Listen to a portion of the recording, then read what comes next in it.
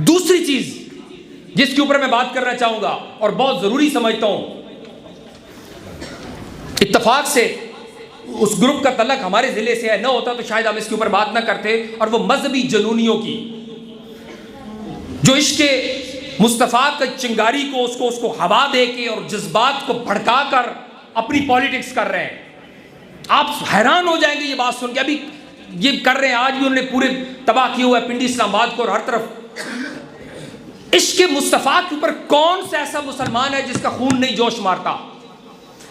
और अगर आप बात करते हैं तहरीक मिराजुल कुरान की या हमारी क़यादत की और आप उस ब्लेम करते हैं और हर जगह पर बकवासात करते हैं और गालियां देते हैं, तो आप कौन भूल सकता है कि तहरीक मिराजुल कुरान का तो खमीर इश्क़ मुस्तफ़ा से उठा है। हमें तो जो बचपन से दूध पिलाया गया उसमें इश्क़ मुस्तफ़ा का जज्बा शामिल था, तो हमारे लोगों को कौन कह सकता है कि यह आशिक़ रसूल नहीं है? तो दोस्तों, सबसे पहली बात इस पे दो बातें करना चाहूंगा। आपके ऊपर भी अक्सर सवाल करते होंगे ये जनूनी टाइप लोग कि जो हमारे प्यारे नबी सल्लल्लाहु अलैहि वसल्लम की गुस्ताखी हुई, खाके लहराए गए हुकूमती साहब के ऊपर। एक अजीब वाक़या था, मैंने पिछले दिनों इस्लामाबाद के अंदर मोहतरम सेक्रेटरी जनरल साहब ने मेरी ड्यूटी लगाई थी आप खिताब करने की मिली यकजहती कौंसिल के अंदर, तो मैंने वहाँ भी ये बात की थी कि ये इतना बड़ा इशू था सरकार दो आलम सल्लल्लाहु अलैहि वसल्लम के खाके लहराना और उनका मजाक बढ़ाना कि इसके ऊपर एक आलमी जंग हो सकती थी, एटमी जंग हो सकती थी अगर मुसलमानों के ममालिक के अंदर पावर और ताकत होती तो, और उनको ताकत से ये बता दे कि आप इसको वापस ले वरना हम तैयार हो जाए जंग के लिए। लेकिन ये सारे उनके मोरे बैठे हैं। 3 मुल्कों ने सिर्फ मजम्मत की है, पाकिस्तान, ईरान और तुर्की, बाकी पूरी उम्मत मुसलमान खामोश है, किसी ने मजम्मत तक भी नहीं की सरकारी सतह के ऊपर।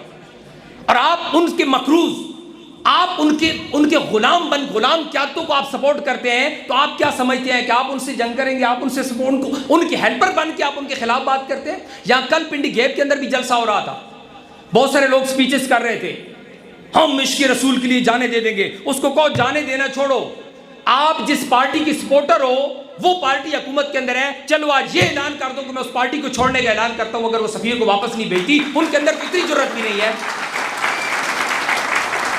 इतनी जुर्रत भी नहीं उनके अंदर कि वो सिर्फ ये कह दे पीटीआई के अपने लोग वहां जाके कह हम इश्क़ रसूल, अबे तुम छोड़ दो ना उसको, कहो मैं मेजर ताहिर को छोड़ देता हूं, मैं कर्नल अनवर को आज छोड़ने का ऐलान करता हूं, क्योंकि ये उस हुकूमत का सपोर्टर है कि जो हुकूमत उस फ्रांस के सफीर को वापस नहीं भेज गई। इतनी अखलाकी जुर्रत भी नहीं है उनके अंदर, और लोगों के जज्बात को भड़काने के लिए मैदान में निकल आते हैं। तो ये सीधा सीधा मजाक कर रहे हैं। नून लीग के लोग आके कह रहे थे कि ये कैसी हुकूमत है फ्रांस के सफीर को, उनको कहो कि सिर्फ कुरान पे हलफ दे कि ये बात कह दो कि अगर नून लीग की हुकूमत होती तो क्या वो फ्रांस के सफीर को वापस भेज देती? बोले।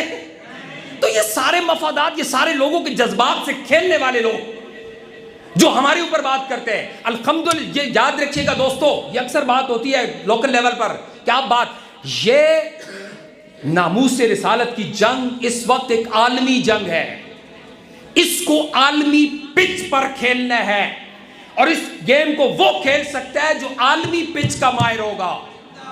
ये सिर्फ जहां लोकल गालियां देकर जो है आप समझते हैं कि आप ये जंग जीत जाएंगे, ये पॉसिबल नहीं है।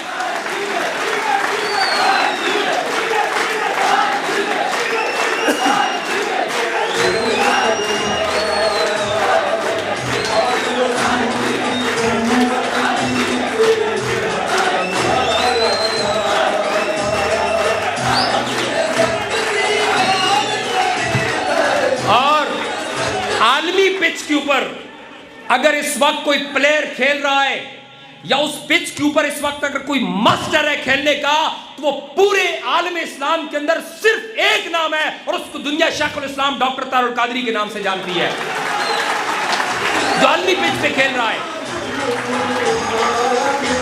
जो उनकी जुबान में बात कर रहा है, जिन्होंने लेटर लिखा पूरी दुनिया के सरबराहान को कि ये नामूस रिसालत कितना सेंसिटिव इशू है। तो इसलिए अगर आप लोकल लेवल के ऊपर गालियां देकर आप ये समझते हैं कि आपने इश्क़ रसूल का हक अदा कर दिया, तो आपकी चीप मेंटेलिटी, आप समझ नहीं रहे ये कितनी बड़ी जंग है।